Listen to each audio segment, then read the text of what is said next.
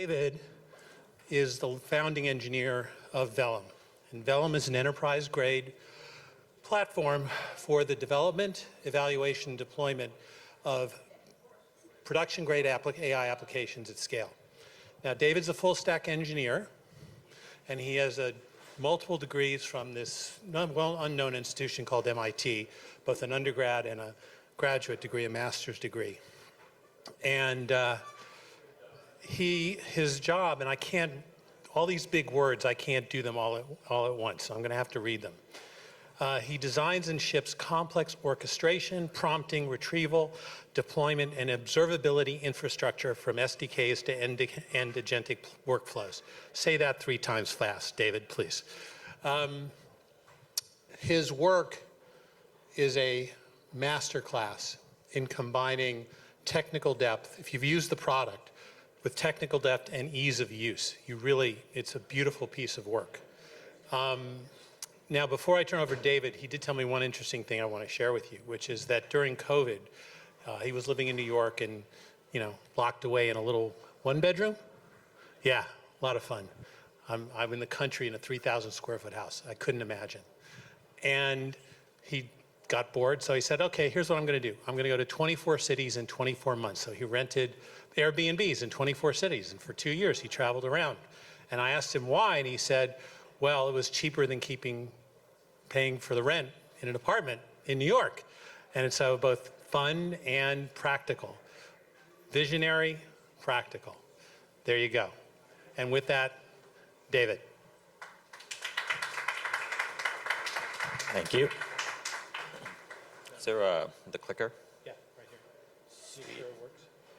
I don't know about you guys, but I've been sitting for about an hour and a half, and my Oura Ring is telling me that I need to get up and stretch out. You guys want to join me just for 5 seconds? Just get up and shake it out a little bit.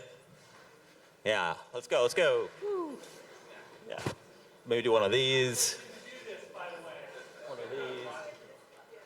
Get some movement in. All right. So I want to start with a quick story. Recently, my team hired an intern, a young 20-something, really energetic, really smart, came out of an Ivies, and we were just really excited to get them plugged in, get them going right away.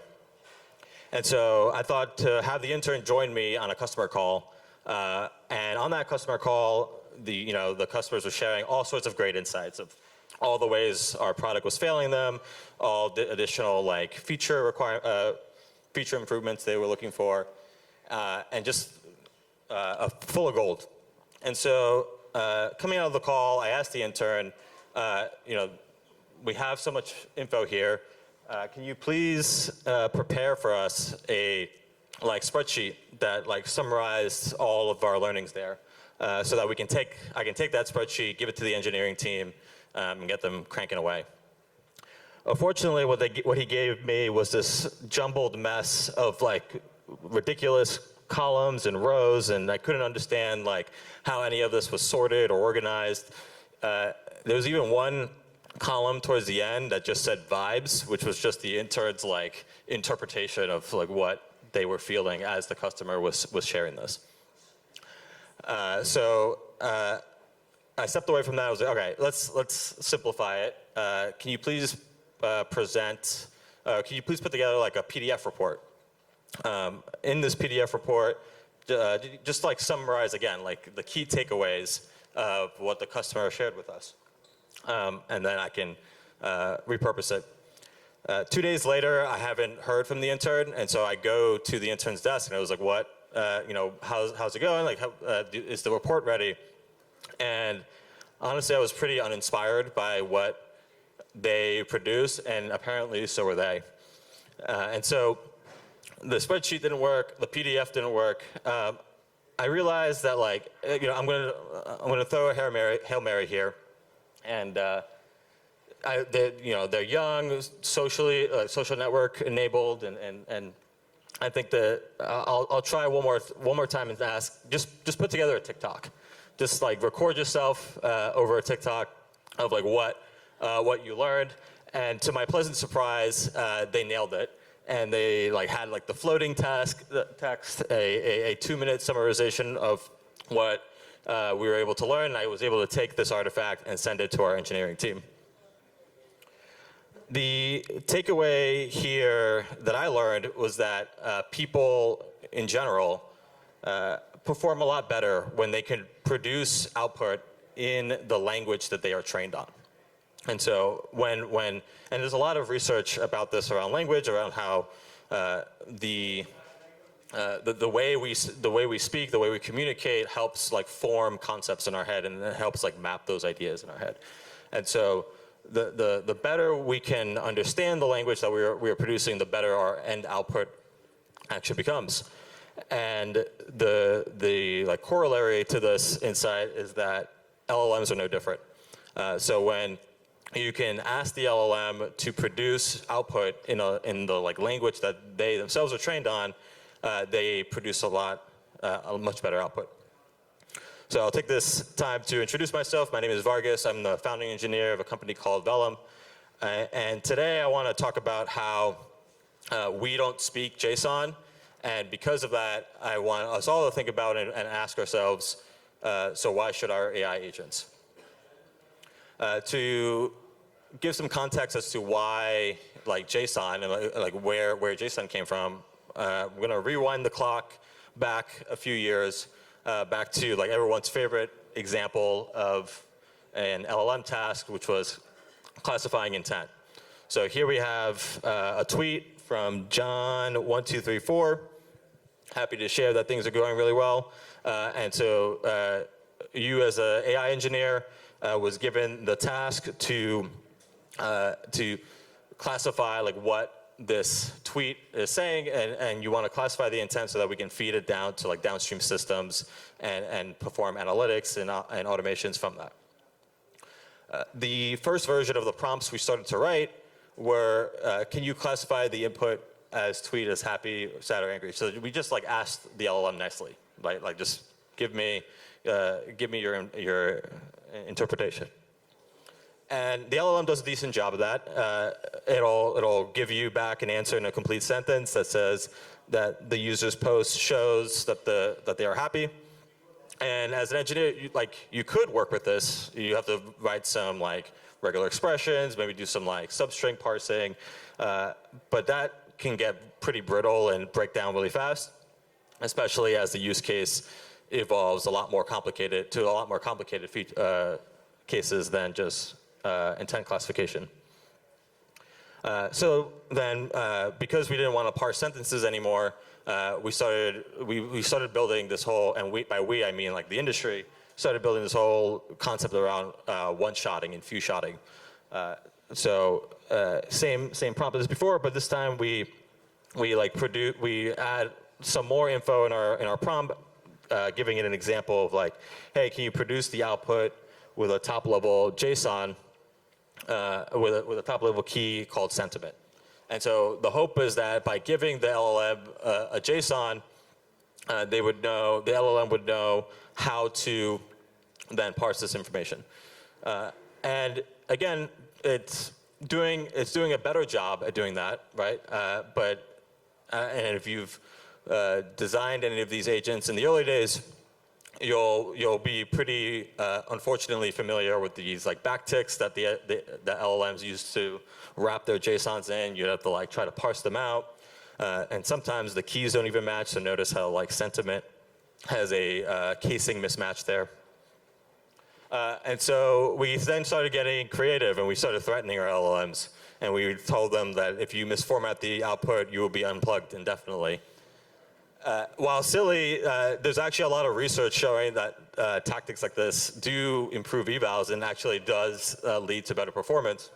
But unfortunately, like we don't want to be embedding these kinds of things in our prompts. We don't. It's lots of wasted tokens, and so like the core need here is that we wanted like a way to deterministically get expected outputs. The breakthrough that came through here was in June 2023 when function calling came out. I remember this stood out to me because before this day I was actually pretty bearish on AI, and it never really clicked like why this would become the next thing until this dropped, and I like realized like, oh wow, this could like actually start being embedded in all sorts of applications, all these like all this software that we've already built. Now there's a path to integrating them. And this, I argue, this was the day that AI agents actually were born and started to kick off because now we can get structured outputs from our LLMs and enact them in the real world. And that has been going pretty well over the last 2 years, but we are running into some problems. There are no formal guarantees, not just on the format, but also on the schema. So you can't.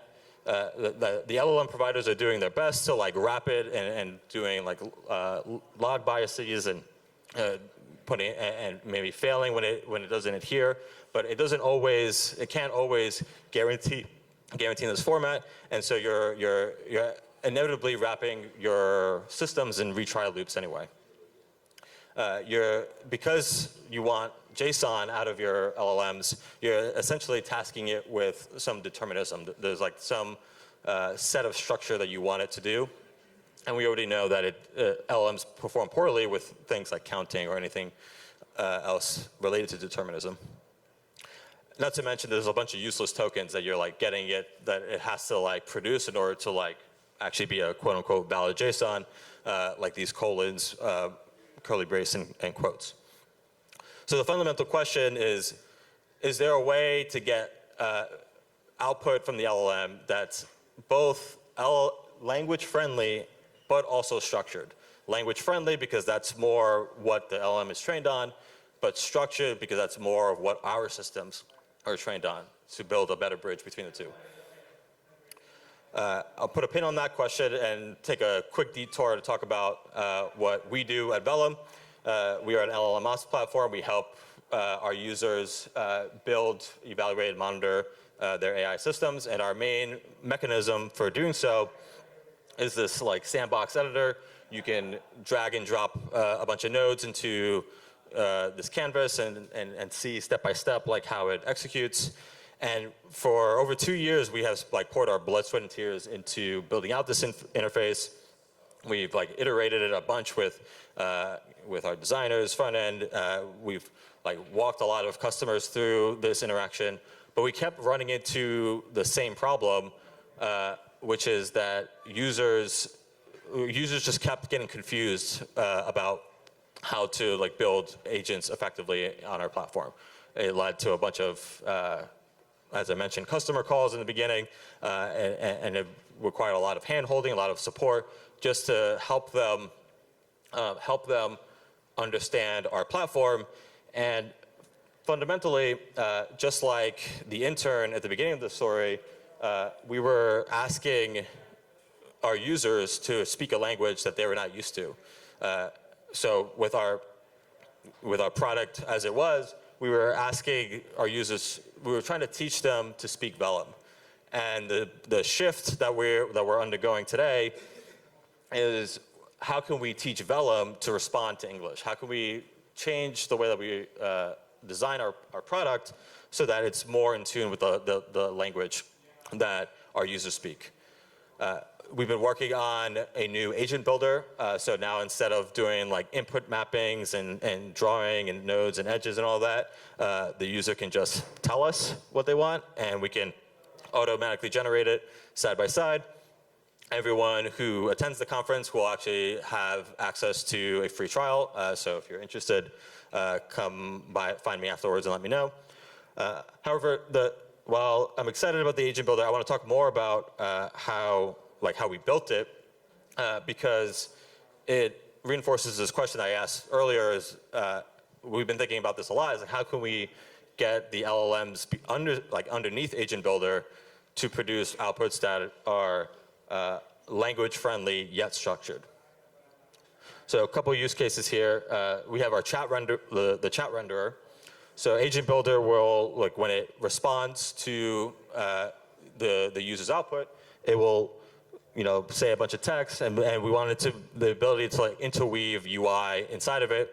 Maybe we need to ask our user for a secret or an API token to access one of their integrations. maybe we just need like further confirmation or user input in some way.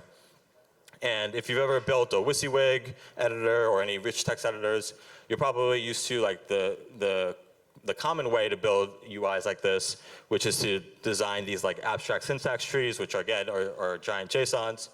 But the title of the talk here is we don't speak JSON, and neither should our LLM. So instead of tasking it with generating JSONs, we actually get Agent Builder to generate Markdown and XML. And then we, under the hood, can then translate that Markdown into the AST rendering that you see on the right. And so here's just an example, just like a Markdown sentence of like this first button demonstrates blah, blah, blah, with like a mini XML that represents a button. And this output is something that the LLMs have been trained on more often than they have with JSON. Right? They've seen users on Reddit or on forums build or post in this format way more often than JSONs. The second example is our graph renderer. So our sandbox is a bunch of nodes, and these nodes have edges, and they all connect and form this graph. And so we've, for 2 years, we've designed this as a JSON-first product, meaning each of these nodes are represented with a JSON at a node type with like attributes and inputs and data and blah, blah, blah. And there's the data model evolves, there's like legacy and modern, and it's a pain for us to deal with, not to mention an LLM. And so instead of node JSONs, we actually represent our graphs now with a Python SDK. And so everything that's in our graph has a Python representation under the hood, and can be represented as just like Python classes. And the breakout use case in LLMs right now is code gen. So instead of getting it to invoke tools and generate tools, we actually just ask it to produce Python code, and then we use that Python code to represent these nodes. So here's like an example of our SDK. It's you declare a class, it extends the API node, and that class can reference upstream nodes that are defined in the graph. The final feature that we worked on is the workflow building process and the workflow editing process. Our graph or our UI has this like very intricate way to map values, like map inputs to different values and map them to different like inputs or outputs from other nodes.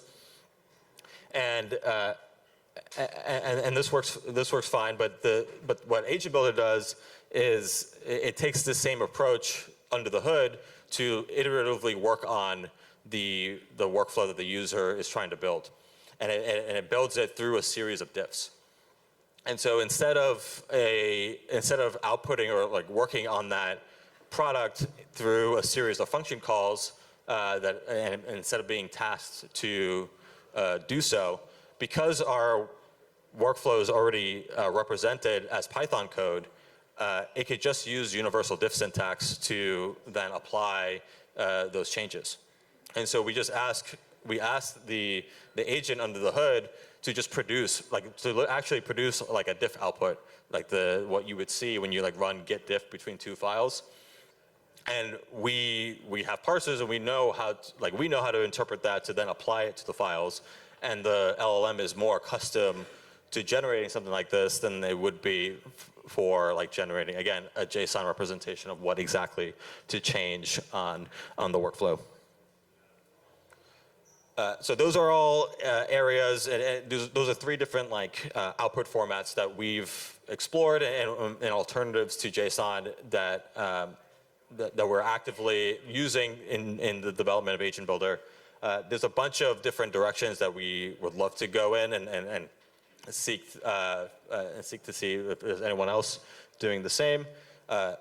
We think there could be probably a lot of improvements to be gained from like fine tuning and getting and tuning LLMs to like picking like one for each of those output formats and really getting it trained on producing that output format.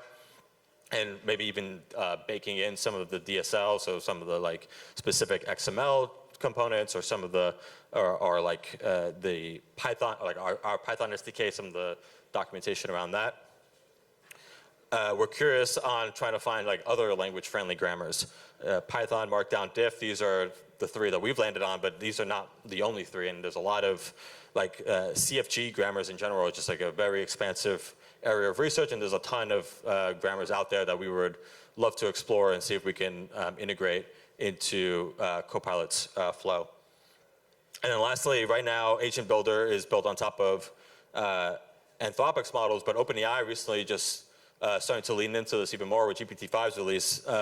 There's a new CFG grammar on the OpenAI API, which like takes this concept to another level, where it no longer requires you to ask you to like tell the model to produce JSON. It's openly asking you to like give the model like a different CFG grammar so that the model can generate. And this one in particular, I'm pretty excited about.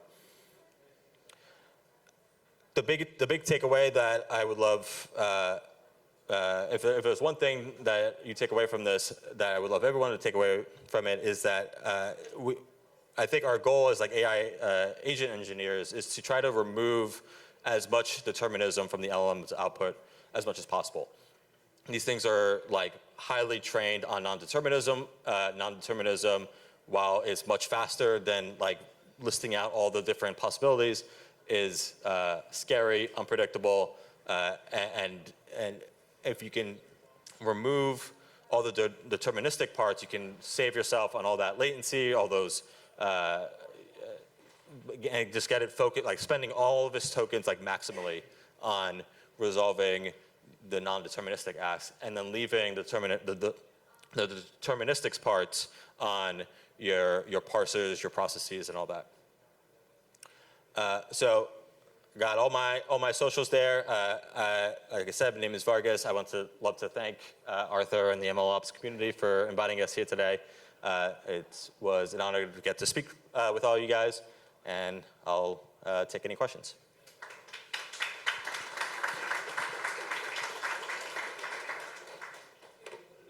So your last slide is extremely intriguing, actually. Here, the rest of the world is trying to make the output as deterministic as possible, but you are not. You are going the opposite way.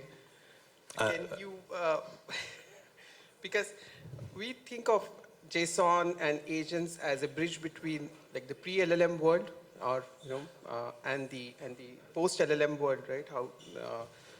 And determinism is the pillar of that bridge. If you take out the pillar, yeah, where do we land? Yeah. So when I say take it out from take out the determinism, I mean take it out from the model itself. So your agents is, as Alex was sharing, like model is like one of the rungs, but it's not the only rung. You have the tools, you have the evals, and the point or the takeaway that I want to share here is we want to take as much determinism out from the LLM layer, so like not require it to put it in the right syntax, or not require it to put it like all these deterministic steps that we already know how to do, but ask it to do the non-deterministic stuff. What did the user mean? What did they intend? What can you try to infer about the user? Like those are the non-deterministic parts that our deterministic systems are really poor at doing today. After having said just what you said, how do you account for hallucinations? Evals. I read a tweet one day that said that hallucinations are a feature, not a bug.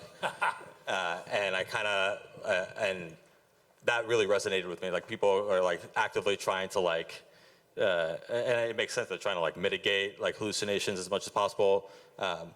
I'd rather, it's hard to like imagine like what the two sides of that argument is, but I like to try to, if there is an other side, I'd like to take the other side and say, let the model hallucinate, like let it produce the output that it wants to, and then it's our job as the AI agent engineer to build all the systems around the hallucination and be able to accommodate for the different paths that it wants to go. Hiya. With modern reasoning models, we're trying to make models figure things out and get to deterministic answers themselves. What are your thoughts on that? Should that be part of the model or should that be removed? Yeah, my latest, I feel very conflicted about reasoning models. my initial interpretation of them was that my initial impression of them was that they feel like workflows that are happening under the hood, abstracted away from me, and I don't get to see the like step by step of what's happening between them.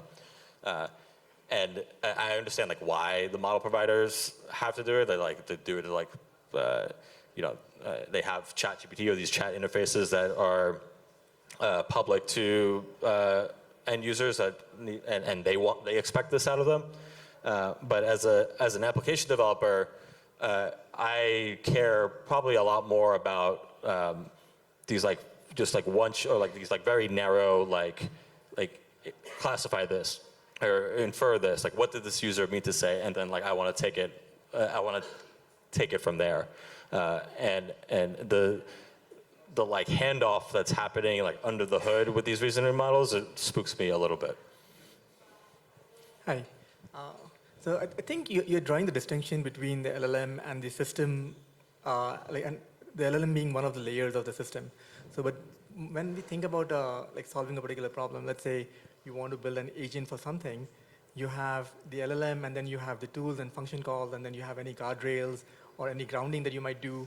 Everything like that's part of the system, and it's kind of like it's okay to say that hallucination is a feature of the LLM layer, but as a part of the system, that's not quite accurate. Like you want to like make sure that you're not predicting something completely infeasible, or like you have the right structure to make the different parts of the system glue together, and that's where the structured data output is important. Whether you have the LLM do it or whether you parse it deterministically or not, that's a semantic argument. But the point that the gentleman over there made about the pre-LLM world versus the post-LLM world, like determinism is what like glues together everything. Anyway, so I guess the question I have is like, what are the layers you're drawing distinctions between, and what are the constraints you're applying to different layers? Yeah, so I think one clarification I want to make here is that to me it's a little bit more than a semantic difference. Like we at least in our evals and what we've built, we've seen like the model actually like perform better when we ask it to do like Markdown versus JSON, right? And under the hood, when like these function calls and these like structured outputs, these are like you're like tasking it to produce JSON, and so my point is not like can you like that, my point is not get all structured outputs out of the equation.